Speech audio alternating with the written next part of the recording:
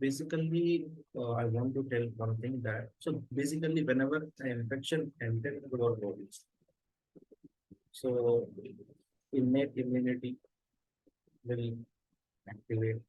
If it will take first 2 to 3 days to realize that innate immunity is not working, then what will happen? Adaptive immunity will activate. Okay. So, and after 5 to 7 days or 10 days, our body will produce antibodies. Okay. To produce antibodies, minimum duration is 7 days, 5 to 7 days, okay, or 10 days. So for this prolonged period, the patient feels sick. Okay. 0 to 5 days, the example innate immunity works. So if it fails, the problem of the patient will increases. Then what will happen? Seventh day, the antibodies are produced, then it will attack. So patient will get relief after 12 to 15 days. So this is the highest type of infection. Like we have viral infection, any type of viral infection, typhoid, antibacterial infection. Okay, it will take minimum 5 to 10 days to heal with the body's immunity. If the body immunity is very tightful and patient able to suffer, he have the guts to suffer. Okay, so then his body will recover automatically after 10 days. But first 0 to 5 days are very toughy, tough and very painful and very serious condition. So whenever the patient admitted in the hospital, if this immunity is low, so after 10 days also his recovery is not possible. It will take more prolonged period. So, so what will happen during these 5 days? What the doctor prescribes after 5 days or before 5 days, according to his knowledge, his practice, he will prescribe antibiotics and other medications to kill this bacteria. He's not entering this phase, means he's not acquiring or adapting that antibodies to kill that bacteria whenever he is taking antibiotics. Okay, this is very important. You have to understand, you have to explain the patient about this because nowadays using of antibiotics is very common. Okay, everyone want to take azithromycin and amoxicillin, okay, and other antibiotics which are giving, which are advised by the doctors in previous same case. Now the patient have the idea whenever you are getting this disease, you have to use this antibiotic. Our second knowledge is our Google knowledge or YouTube knowledge is most uh, used after COVID. So whenever a patient is prescribed some medications, he is Googling. Okay, he's Googling and asking the Google. So this tablet is for what condition? So whenever that condition will came, he will use the same tablets. So it is not fault of the doctor, it is fault of the patient. Because whenever he is getting the same infection, he is not getting the antibodies. So why you are using the medications? He is killing his own body. He is damaging his own body. Okay. So we have to tell this patient. Okay. Let's continue the topic. So what is the response I will already discuss? We have type of immunity. Okay. One is genetic immunity. One is second one is acquired immunity. So let's talk about these two things very rapidly. Types of immunity. If we consider the source of immunity, source means where the immunity is coming. Okay. One is from our ancestors. One is in our first self body improving our immunity. Okay. Second, two things are genetic immunity is coming from the ancestors. Where it comes from? We have begin with two major categories: genetic immunity and acquired immunity. Genetic immunity is confirmed by our DNA, and acquired immunity is developed or acquired by natural or artificial means. Okay, here we have a genetic immunity is coming from DNA. DNA means from ancestors. If your father, your grandfather, grandmother immunity is more, so then you will get also some sort of immunity from them. Okay. Yeah, I think you notice that some families doesn't have any problem, but they have only one rare disease. Okay, like skin problem or itching or sneezing. Their father have that problem, their grandmother have that problem. So it is transferring from DNA, one DNA to another DNA. The problem is also transforming. So I have the one patient, sinusitis patient. He came to my clinic.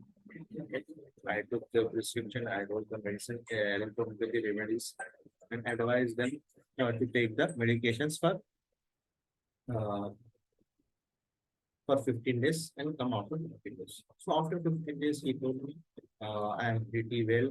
Okay, my sinus problem is decreased.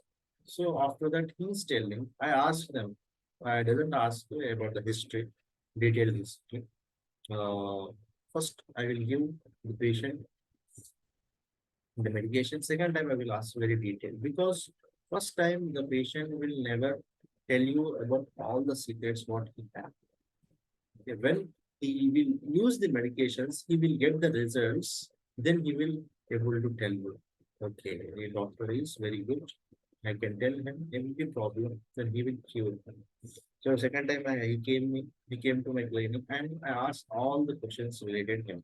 So after getting, I get to know that his father has sinus, his mother has sinus problem, his all the sisters have sinus problem. Okay, and his grandmother having sinus problem, his grandmother having sinus problem. She is coming from 4 to 5 ancestors. So this is very a typical case to me.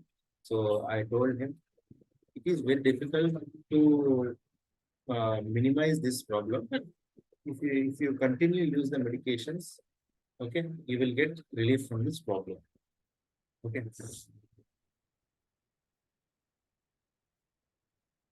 So let's talk about genetic immunity. I told you already genetic immunity, what is meant by genetic immunity.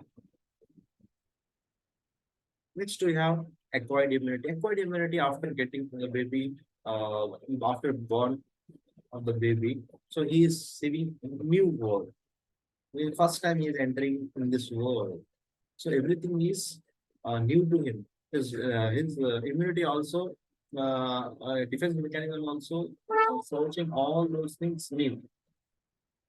Okay.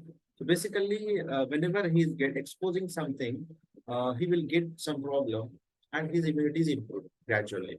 Uh, like example, some babies have running nose, some baby have loose motions, they have rashes. So this is the uh, fictional work of our immunity, temporary. So nowadays, for pediatric purpose also, doctors are advising antibiotics. So they are not getting the immunity. Their immunity is not developing. Acquired immunity is not developing. So there is no antibodies in their body. So whenever they expose to the infection, so their body will not respond. They will get affected from that infection. This is the reason. Okay. So let's talk in detail about acquired immunity. Acquired immunity have two types. One is passive immunity, one is active immunity. Passive immunity means that the antibodies are from another source. Whereas active immunity means that the individual produces her own antibodies. Basically, passive means they are already antibodies which will work. Immunity have that already antibodies are there some antibodies for some infection, common infection. But active immunity is whenever the new infection is coming, your body will produce antibodies. Okay. One type of natural acquired passive immunity is the placental transmission of antibodies, IgG. So here, one example is given of passive immunity. So when the baby in the womb, okay, so what will happen? The placenta covering of the baby, in that the baby is there. So after the placenta, from the placenta, the mother antibodies will transfer to the baby, that is IgG, maternal better to fetal circulation. Okay, the baby will then be born temporarily immune to the disease. The mother is immune. So passive immunity may be prolonged by breastfeeding because breast milk also contains maternal antibodies IgA. So basically, from the placenta, the baby will get IgG. From the mother milk, breast milk, it will get IgA. So nowadays, you can see that nowadays feeding is not given to the baby. Mother feed is most lesser thing happening in this uh, condition. Okay, mostly after COVID, because they are giving outside feeding, like different brand names, like cow milk also they are giving, but yeah, the baby is not getting IgA. IgA is very useful. We will talk uh, IgG, IgA. Here the box is given. We'll discuss. IgA is very important. Okay, very very important. IgG is also very important. Okay, so basically the baby is not getting IgA. Okay, so that's the reason they are getting the infections. Artificial acquired passive immunity is obtained by the injection of immunoglobulins, globulin. After presumed exposure to a particular pathogen, such immune globulins are available for German measles, hepatitis C and B, tetanus, botulism, and rabies. They are not vaccine. They do not stimulate immune mechanism, but rather provide immediate antibody protection. Passive immunity is always temporary, lasting a few weeks to few months, because antibodies from another source eventually break down. So basically, passive immunity outside our body not producing them. They are getting from outside, like other antibodies like hepatitis A antibodies, B, measles, okay, tetanus. They are work from weeks to months. Okay. After that, they will break down. Okay. So then active immunity is prolonged. Activity is the production of one's immune antibodies and may be stimulated by natural or artificial means. Naturally acquired active immunity means that a person has recovered from a disease and now has antibodies and memory cells specific for their pathogen. Artificially acquired immunity is the result of a vaccine that has stimulated production of antibodies and memory cells.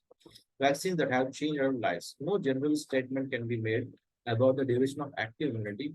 Recovering from plague, for example, confers lifelong immunity, but the plague vaccine does not.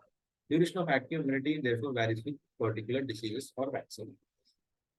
So basically, the active immunity is prolonged, and it is you are activating. Active means activating our body immunity to produce the antibodies. Okay, so whenever you will get the infection, your body produce antibodies, and it is present in your body prolonged, lifelong, mostly lifelong. And vaccines also work like that. Small amount of virus or dead virus or dead bacteria will injected through the injection. Zero, 0.1 means 0% side effects. Okay, then the body produce antibodies to the response of the vaccine. Okay, so this is all about types of immunity. We discuss acquired immunity and genetic immunity. The aging of the lymphatic system is apparent in the decreased efficiency of immune response. Elderly people are more likely than younger ones to develop shingles when an aging immune system cannot keep the chickenpox virus down. There are also more susceptible to infections. So basically, whenever you are getting old, so basically your immunity also becoming old or decrease. So in the old age, there is the reason the infections will attack mostly to the old age people. Okay, so this is all about immune system and lymphatic system were discussed in very, very detailed. Now we have the boxes. We will talk about the boxes, whatever the boxes are not studied. Basically, if the disease is there, We will discuss in medicine. Okay, we will not discuss medicine here.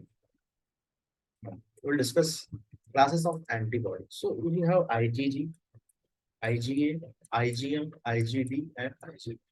So whenever this is you are going to see, it means they are the uh, different works and different areas they are present. IgG, IgA, and IgM is the most common. It is present in the blood. Okay, but IgA is present in the fluids like our mouth, tears, saliva, etc. IgD in B lymphocytes. IgE, this is basically for allergic reaction. So in a sinusitis, mostly the allergic cells, allergic dust, collagens, etc. will activate and IgE produced, then the reaction will happen. It will kill the pathogen. So histamine is released. So basically, they are the locations. Functions to provide IgG is to provide immunity to the newborn, or from or immunity to increase the immunity by the vaccine. In IgA, it is present in breast feeding and present in the all mucous membrane. So basically, IgM is the maturing immune system of infants. So it is a part of ABO blood group, and it will produce a first infection, okay, IgM, receptors of B lymphocytes, okay, IgB, and it is for allergic reaction. So in the allergic reaction, we will do IgE antibodies test. If they are higher, means your body is allergic to something.